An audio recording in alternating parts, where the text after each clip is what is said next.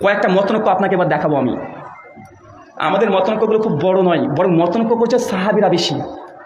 আর বড় বড় মতনৈক্য, যে মতনৈক্য জীবনে আমাদের দ্বারা হবে না, সম্ভবই নয়। কয়েকটা দৃষ্টান্ত দেখবেন, চলেন কয়েকটা দৃষ্টান্ত দেখাই। সুনান তিরমিজি হাদিস না 2676 সনদ হাসান। আল্লাহ নবী আগে ভবিষ্যৎবাণী করে গেছেন, কি বলেছেন?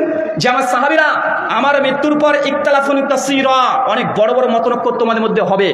আল্লাহ নবী কি বলেছেন? যে আমার মৃত্যুর পরে ইখতিলাফুন তাসীরা, অনেক বড় বড় মতনৈক্য হবে। সাহাবীরা তখন বলছে সমাধান কিভাবে হবে? আল্লাহ নবী বলছেন ফালাইকুম বিসুন্নাতি, যখনই মতভেদ হবে আমার সুন্নাতকে আঁকড়ে ধরো, দাড়ির মারি দিয়ে একদম কামড়ে ধরে থাকবে। ফালাইকুম বিসুন্নাতি ও সুন্নাতে খোলাফা রাশিদিন ও মাহাদিন, আর আমার খলিফাদের সুন্নাতকে আঁকড়ে ধরবে। এই দুটো কথা বলেছে। কয়টা?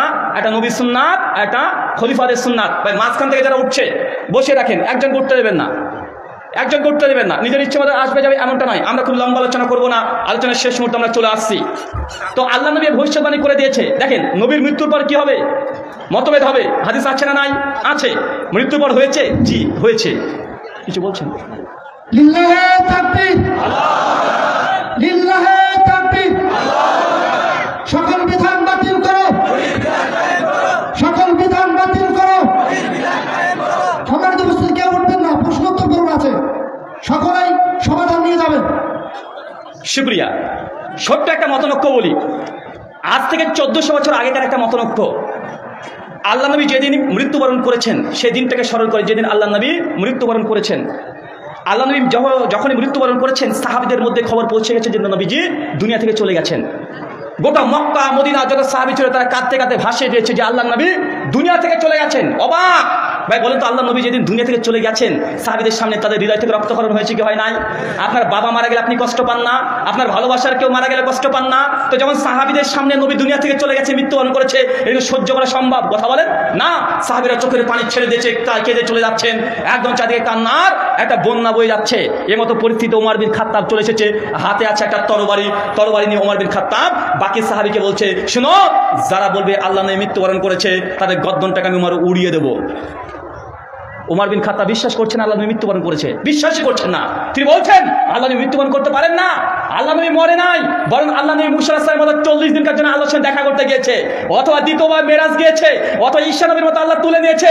আমার নবী মারা যায় নাই। খবরদার কেউ নবী মারা গেছে কথা বলবে না, বললেই আমি ওমর তার গর্দনটাকে উড়িয়ে দেবো। সহিহ বুখারী হাদিস নাম্বার 1241 1242 জল জল করছে বড় একটা হাদিস।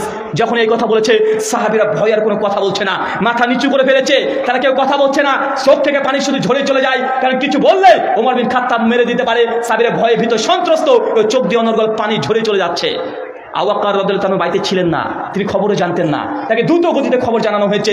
তিনি খেতে খামারে কাজ করছিলেন, উঠে চলে এসেছেন। এসে আম্মা জান আয়েশা রাদিয়াল্লাহু তাআলা আনহার ঘরের মধ্যে আল্লাহ নবী মৃত শরীর মোবারকটা পড়ে আছে।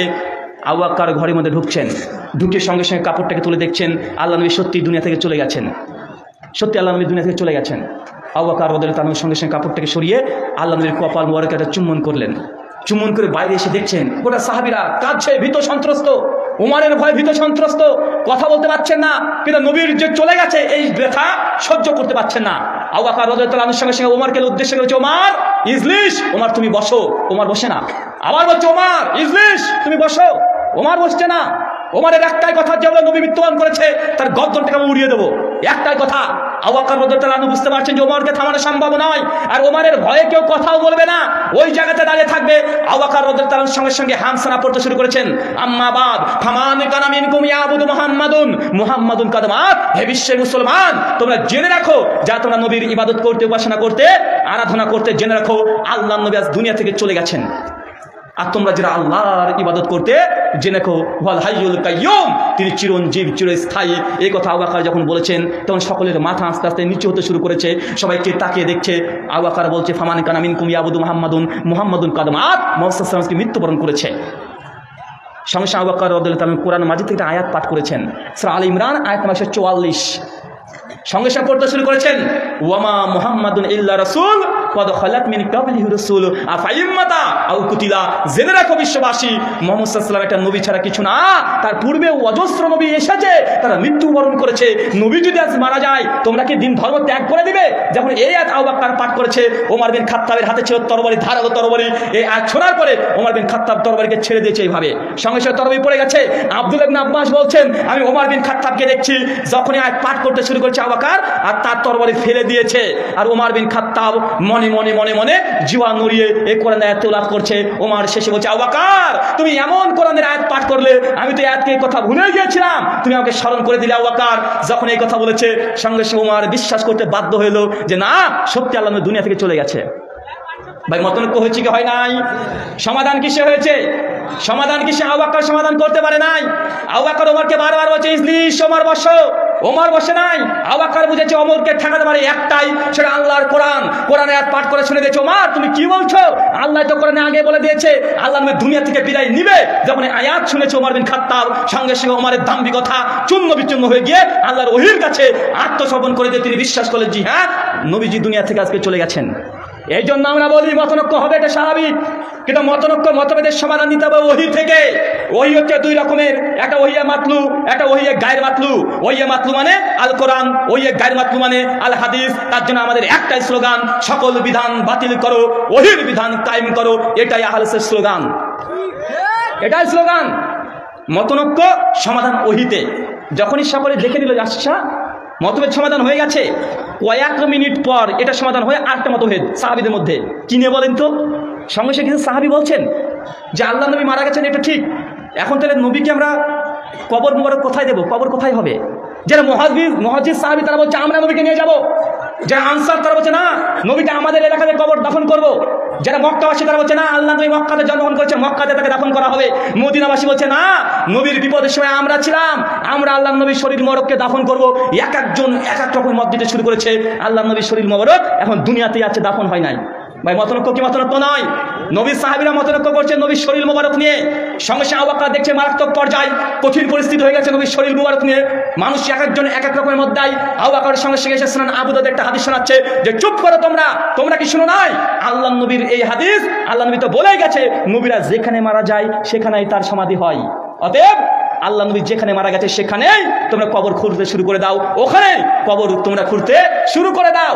আম্মা জান আয়েশার ঘরে আল্লাহ রাসূল মৃত্যুবরণ করেছিলেন, আম্মা জান আয়েশার ঘরটাকে তখন খনন করতে শুরু করে দিল। ভাই বলেন তো মতনৈক্য হয়েছে কি হয় নাই? সমাধান কিসে হয়েছে? সমাধান কিসে করেছে আবু বকর? হাদিস দিয়ে, নবীর হাদিস দিয়ে। সাহাবীরা একটা কথাও বলেনি। যখন আবু বকর বলছে নবী তো বলে গেছে যে নবীরা যেখানে মারা যায় সেখানে তার সমাধি হয়, পৃথিবীর কোনো বুজুর্গ ব্যক্তির কথা চলে নাই। কিন্তু আমাদের সমাজে আছে কি মতনৈক্য হলেই আমার পীর সাহেব বলেছে যেটা আছে না নাই, আমার মাযহাবের ইমাম যে কথা বলেছে আমাদের মাযহাবে এটা নাই। আমি বলছি ভাই এটা তো আল্লাহ নবী এই আমলটা করেনি, এটা হাদিসে নেই, বলি এটা নবীজি করেছে। উনি বলছেন আমাদের মাযহাবে নাই, আমরা করব না। আছে না নাই? কথা বলেন। আরে সাহাবীদেরকে দেখে শিক্ষা নিতে হবে। আল্লাহ নবী বলেছেন ফালাইকুম বিসুন্নতি ওয়া সুন্নাতি খোলাফায়ে রাশিদিন ওয়া মাহদিন। মতনৈক্য হলেই নবীর সুন্নাতকে আঁকড়ে ধরো, যদি না পাও সাহাবীর সুন্নাতকে আঁকড়ে ধরো, সমাধান হয়ে যাবে। কিন্তু আমরা মতনৈক্য করেছি, আমরা সমাধান করতে রাজি না। কেন? কারণ আমি যদি সমাধান করি আমার বুজুর্গি ভাব চলবে না, আমার পীরের ব্যবসা বন্ধ হয়ে যাবে, আমার দল পূজারি বন্ধ হয়ে যাবে, আমার নেতৃত্ব বাতিল হয়ে যাবে, আমার পাণ্ডিত্য বাতিল হয়ে যাবে। ভাই হবে কি হবে না? কথা বলেন। সমস্ত দল যদি বলে না যত রকমের মতনৈক্য আছে নবীর কোরআন আর হাদিসের দ্বারা সমাধান করে দিব, তাহলে যত রকমের বিদআত আছে একটা সমাজে চলবে? কথা বলেন না। এই ব্যবসার জন্যই আজকে মুসলমান মতভেদে আছে লিপ্ত, এর সমাধান করতে কেউ রাজি না, কেউ রাজি না, রাজি না, বসবেই না রাজি। যতই বলেন তাও মানতে রাজি না মুসলমান। আল্লাহ সুবহানাহু ওয়া তাআলা আমার এই উম্মাকে এই কথাগুলো আমি বললাম, কেউ আমার কথাতে রাগান্বিত হবেন না। জাস্ট আমি একটা কথাই বলে দিলাম এই আলোচনাতে মেসেজ, আমার আলোচনা প্রিন্সিপাল মেসেজ। ভাই মতনৈক্য হলেই আত্মসমর্পণ করেন কোরআন আর হাদিসের দিকে। পৃথিবীর কোনো মানুষকে মূল্যায়ন করার দরকার নেই। নবীর কোরআনের আয়াত আর হাদিস পেলে দুনিয়ার কোনো মানুষের কথার 5 পয়সা মূল্য থাকে না, 5 পয়সা মূল্য নেই। যখন নবী থেকে প্রমাণ নেই, কোরআন থেকে প্রমাণ নেই, তখন আলেম ওলামা আছে তাদের কথা শুনতে পারেন, সমস্যা নেই। যখন কোরআন আর হাদিস বিদ্যমান আছে ওই মাসলাতে কোনো হুজুরের কথার মূল্য নেই। এতটুকু মাথায় নিয়ে যান। আল্লাহ এই কথাগুলো তুমি বোঝার তৌফিক দান করো। সকলে পড়ি আল্লাহুম্মা আমিন। জি।